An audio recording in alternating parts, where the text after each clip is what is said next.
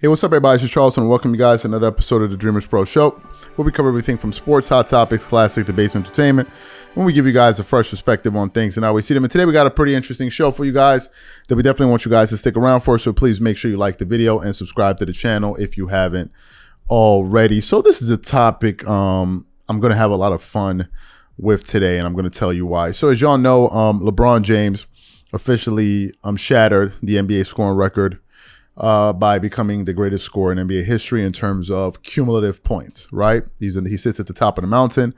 And I think that by the time he's done, he's probably going to try to put that record all the way out of reach. But what I noticed kind of leading up to that milestone of LeBron's, I noticed that quite a few LeBron fans, and we got a lot of LeBron fans on the channel. I mean, they love the content. LeBron fans love it. As much as they disagree with me, they still love the content, or, you know, because they're here every day, right? I'm just going to assume that they like the content if you're there every day. But leading up to that award, a lot of them were kind of like maybe like a month towards LeBron eclipsing Kareem. They started saying like, "Man, your worst nightmare's coming. Your worst nightmare's coming. Your worst nightmare is coming. Oh, I'm sure you're scared now." All of these, because I think a lot of them felt like, okay, by him crossing this, eclipsing Kareem, this would be kind of like the final nail in the coffin for them to say, hey, you know what? This solidifies him as the greatest player of all time. And there's another school of fans that said, wait a minute, we never kind of viewed the scoring title as the end-all be-all when deciding who the GOAT was, right? That all of a sudden it seems to be like a recent narrative that just kind of emanated out of nowhere, and now all of a sudden this thing is supposed to be this big determining factor, right? And a lot of NBA fans were out there scratching their heads like, what is this? What's going on, right? So after LeBron finally, caught Kareem and passed him, it kind of stirred up this new conversation where some LeBron fans came out and said, well, you see, now this makes him the greatest ever. Now, to me, LeBron is a top 5 player of all time. I have him number 4 all time, right? Number 4 behind Jordan, Kareem, Kobe. I got LeBron at number 4. Some people agree, some people disagree, whatever. I still think he's I still think he is a top 5 player, top 4 player of all time. Some people find that to be disrespectful, whatever. That's your, that's your opinion. But when I'm coming up with my top 5, and when most people are coming up with their top 5s, I don't think we ever took the scoring record into consideration, because, I mean, I never heard anybody mention Michael Jordan's all-time scoring in terms of where he is in cumulative points as one of the greatest reasons, as one of the reasons MJ should be. No one ever said that, right? No one ever said that about, Kobe. No one ever said that about Kareem. I mean, was it Karl Malone? Hell, Karl Malone is number 3 all time. And when he was number 2 all time, I never heard anyone make the argument that, oh, because he ranks this high on the all-time scoring, that therefore he should be one of the GOATs. No one ever said that. And it became a new narrative, right? And it became a new way for people to make their arguments. And this morning, while kind of combing through the internet, I found a clip of Michael Jordan talking about this very thing, because there are a school of people out there that felt as if LeBron was stat padding, or chasing stats, because he's trying to make an argument with stats. And I came across this clip of Michael Jordan, giving his take on basically stat padding and chasing stats. And he gave a pretty traditional response that I think most NBA fans would agree with when it comes to stats. So for those of you who never heard Jordan actually speak about this, we want to play the clip for you now, and then we're going to come back and react to what Jordan had to say. Take a listen to that. What impact does your statistical place in the NBA have on you?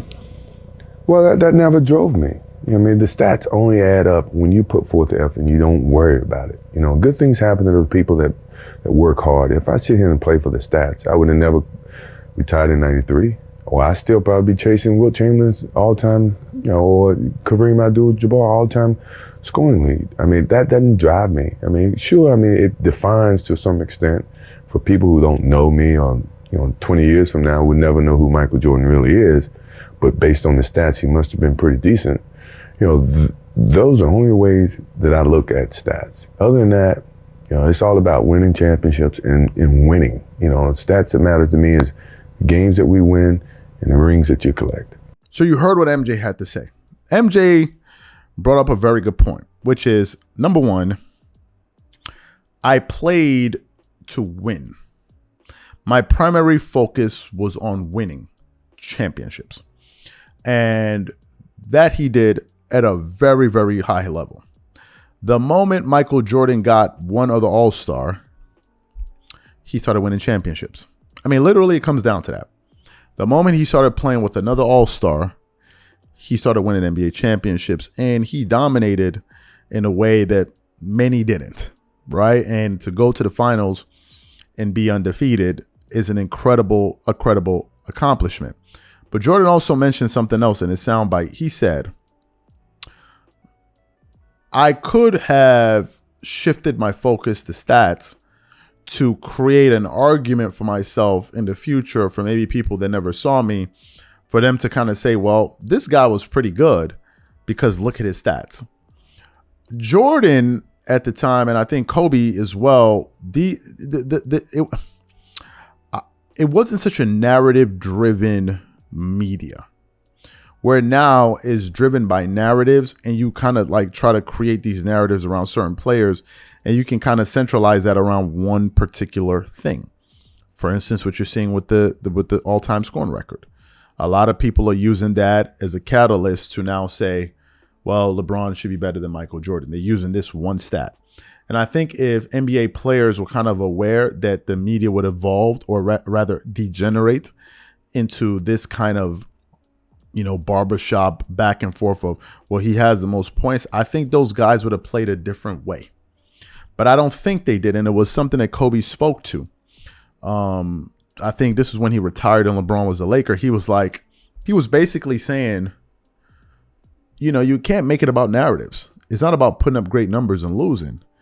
You got to figure out a way to win. And I remember Nick Wright coming out there and really going after Kobe for making those statements, because he didn't like that, right? Because Nick Wright is one of the proponents out there that tries to make these arguments. But the fact of the matter is, most NBA fans don't measure the greatest players of all time by the NBA scoring record. We don't do that. We never have done that. This is the first time it's really becoming a thing. And it's only becoming a thing because LeBron is doing it, and LeBron has a lot of people in media, excuse me, that are huge supporters of his, right? That really support him and will do anything to say, okay, this is the greatest player of all time. I was recently listening to a back and forth between Kendrick Perkins and Stephen A. Smith, and they were asking, because the only reason they were having this conversation was because of his scoring record. They were like, who's the greatest player of all time? Stephen A. Smith gave his reasons. And then Kendrick Perkins was basically saying nothing. Like, you know, Stephen A. Smith, I hate to break it to you, even though I got on some Jordans, LeBron got the all-time scoring record. He's the most accomplished. And nobody jumped in the room and said, what do you mean the most accomplished? Nobody said nothing, right? So a lot of these guys are using it as a way to kind of paint this argument that LeBron is a GOAT, but basketball fans know that this is quite weak. And also there's something I'm noticing. What I'm noticing is this. I think there was a figure that came out that about 3.7 million people watched the game when LeBron broke the record. There were about 3.7 million viewers. And what I think I'm noticing is that there seems to be this push by certain people in the media, whatever, to kind of force this thing to be bigger than it actually really is to NBA fans. They want it to matter more to NBA fans. And I think that it matters a great deal, but it doesn't matter to the level that they would want it to. Every single day they're running segments, they're posting stuff on Instagram and all of this and stuff. But I don't feel like people care as much about this as they would maybe another thing. And it's one of the reasons one of the biggest LeBron supporters came out on TV basically crying about the fact that why isn't this as big as maybe when Kobe passed Jordan? Why isn't it as big as it seems like the Stephen Curry 3-point record was bigger? It seems like this was big because they know it's not organic. And I feel like they're trying to make it bigger than it actually really is. And there's nothing wrong with that. The challenge that most of these people are going to have is that they've yet to kind of come to terms with reality. Jordan holds all the records for the highest rated NBA games by a wide margin. The NBA was at its height of popularity when Larry Bird, Magic Johnson, and Michael Jordan were playing. That's when the league was at its height of popularity. And there's nothing wrong with somebody else being the greatest. I mean, it wouldn't be so painful to people like Nick Wright if he understood that people cared more about Jordan and Kobe than, I'm talking about the public, than maybe LeBron. There's nothing wrong with that once you accept it. When you can't accept it, that's when you start having challenges, right? It's like howling at the moon, man. Just sitting there fighting something that you cannot change. And I feel they're making a concerted effort, but I don't think people care as much to the level that they want them to care. And I see them pushing it every day on ESPN, every single segment. Every single segment is like, let's make it popular. Let's make it important. Let's make it important. Let's make it important. Let's make it important. But if something is organic, people are going to mess with it. If it's not, they simply won't. You can't force this thing on people. You really can't, right? And the greatest testament of all of this, or the greatest proof, is after the Last Dance docuseries, they ran that poll, the big ESPN poll. And even still, their polls, I think there was a poll that was recently put out. Let me pull up the channel. I think it was from House of Highlights. They put up some pretty good polls, and they put up a poll recently in the community section. Someone actually sent it to me, and they put up 2 days ago. They said, who has the more impressive achievements? They have LeBron James, and they had Michael Jordan 2 days ago. 2.7 million people, 2.3 million people voted on this poll. 64% said Michael Jordan. You got to sit back and ask yourself a question as a LeBron proponent. Why is this keep happening to me? Even the ESPN poll after why do these numbers keep swaying in the direction I don't want them to? Why does a guy that hasn't played basketball in over 20 years outsell every other basketball player in shoes in terms of revenue by over $100 million per annum? How is that possible? You got to ask yourself this question. The simple answer is because he was greater and better. That's really all it is. And once you grasp that, it no longer becomes complicated. Think about it for a second. MJ hasn't played in 20 years. He doesn't have a social media account. He doesn't post on social media. He says virtually nothing, absolutely nothing. The last we heard of MJ was the Last Dance. Before that, when was the last time you heard from him in any real way? He rarely interviews. So you have to ask yourself, why hasn't, after the advent of social media, Twitter, and all of these different things, the most popular, all of this nonsense, why isn't it even closer? Why? The reason is because people aren't stupid. NBA fans are not stupid, and it seems like there's a big enough populace out there that seem to still have their memory cells still working. That still do. So a lot of them still feel that that Jordan is still the GOAT.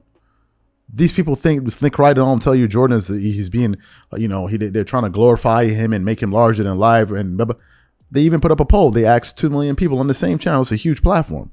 Is MJ overrated? 83% said no. 83% said no. So it should tell you something. Just let it go. The truth will set you free. And a lot of these guys are not free because they cannot come to terms with the truth. MJ's the GOAT. Not even because of these polls. It's everything.